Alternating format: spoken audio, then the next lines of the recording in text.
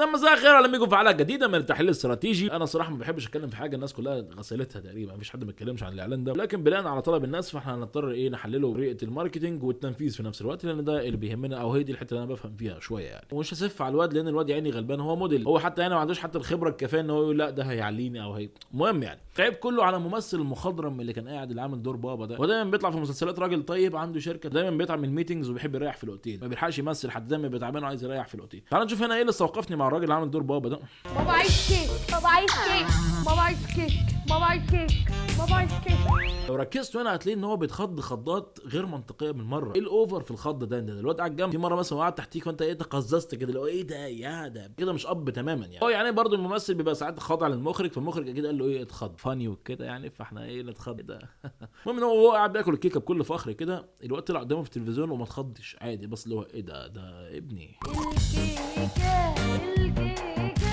فبص له باستغراب كده وكمل اكل عادي. ممكن في واحد بيصدق ابنك بيغني لمحمد منير في التلفزيون. انا ما فهمتش صراحه الكرييتيف كانوا بيفكروا في ايه في الموضوع. اديني الكيكه يا بابا، انا عايز الكيكه يا بابا، اديني الكيكه يا بابا. ريت الناس الكرييتيف والمخرجين بتوع الاعلان يركزوا في النقط دي لو سمحت. افترضنا ان انت ككرييتيف اعلان مخلي الاب مثلا من كتر حلاوه الكيكه مش عايز يدي لابنه البتاع ده، لو لاحظنا في اللقطه دي في علبه كيكه جنبه، ليه ما تديلوش واحده منها مثلا عادي؟ ده ابنك على فكره. او الواد مثلا ممكن يروح ياخد كيكه من البتاع ده بدل ما يروح له في التلفزيون، قطع مشوار لغايه التلفزيون عشان يقول له اديني الكيكه يا بابا، وفي العلبه جنبه اصلا كان ممكن يفتح كده العلبه وياخد بص انا في اللقطه يعني هو مخلص 3/4 الكيس وفاضل الحته الصغيره دي وبيمدها للتلفزيون يجرب كده، فاهم؟ كل ده عشان يتفرج على الماتش. فيعني الواد اول ما طلع راح واكل الكيس كله تقريبا. بص الواد بقى له ساعه بيقول له اديني الكيكه يا بابا وفي علبه جنبه مش هتديله منها واحده. يا اما الواد محترم جدا فبيستاذن، يا اما الواد غبي، يا اما بول زباله. المهم المعضله خلصت والواد خد الكيكه وبتاع، فبقى يتفرجوا على حط النقط فوق الحروف. النقط على الحروف. يعني هل ده كان اعلان لحاجه تانية جنبكم مثلا شغاله؟ يا اما الاب بيعاقب ابنه فبيتفرجوا على حاجه قبيحه مثلا. يعني اللي اختار حط النقط على الحروف في الايديت ده مريب. المهم راح الواد بيقول للواد ايه يا بابا عايز كيك؟ كيك فاكره؟ ابوه في الاول قال له حبيبي تسلم، لا طب هاخد بقى. المفروض تحدد موقفك هنا، الموضوع فيه نحط النقط على الحروف، لكن انا ماركتنج واي هو اعلان ناجح صراحه، لان بدليل ان احنا كلنا قاعدين بنسف عليه. المهم ان المشكله ما بتوقفش عند هنا. انا دورت على الكامبين فلقيت ان هي كامبين واسعه، لقيت ان في حاجات اقوى بكتير من موضوع اديني الكيكه يا بابا. في اعلان منهم تعالى نشوفه. تعمل ايه لو مقضيها رومانسية وطلعت لك غوريلا؟ طلعت لك غوريلا بيكوز واي نوت. هتخلع ولا هتلعب معاها؟ هترقص معاها خش عليا ولا هتديها ميلانو؟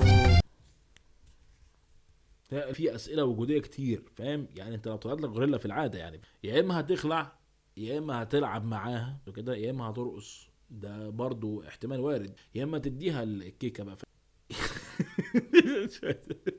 سوري الموضوع معقد يعني. وريت برضه الموضوع وقف هنا؟ لا ده تطوروا حاجه اكبر من الغوريلا بكتير. نفسي اختار لك حاجه مره على ذوقك يا روح قلبي. واحد ميلانو كيك.